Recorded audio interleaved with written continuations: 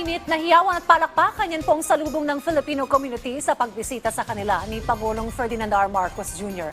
Kasama si First Lady Liza Araneta Marcos sa South Korea. Muli namang pong tiniyak ng Pangulong patuloy na hakbang ng kanyang administrasyon para higit pang mailapit ang programa at serbisyo sa mga OFW. Si Raquel Bayan sa report.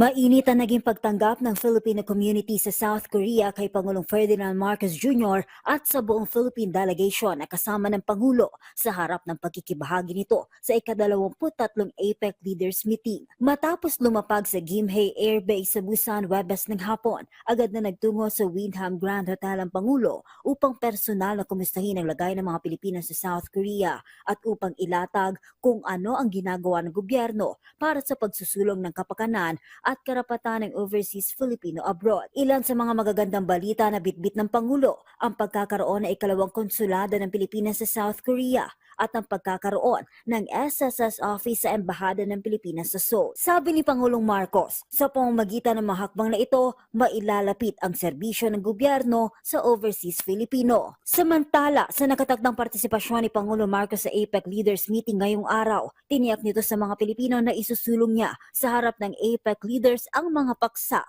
na direktang pagkikinabangan ng mga Pilipino, kabilang na ang pagpapalakas sa hanay ng maliliit na negosyante, pagpaparami ng oportunidad sa digital trade, pagtitiyak ng food at energy security, at paglikha ng mas maraming trabaho sa loob at labas ng Pilipinas. I will be meeting with business leaders and partner governments to promote greater investment in Philippine industries such as technology, agriculture, renewable energy.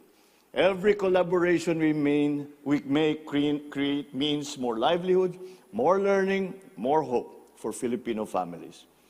Mula sa Busan, South Korea para sa Integrated State Media, Raquel Bayan na Radyo Pilipinas, Radyo Publiko.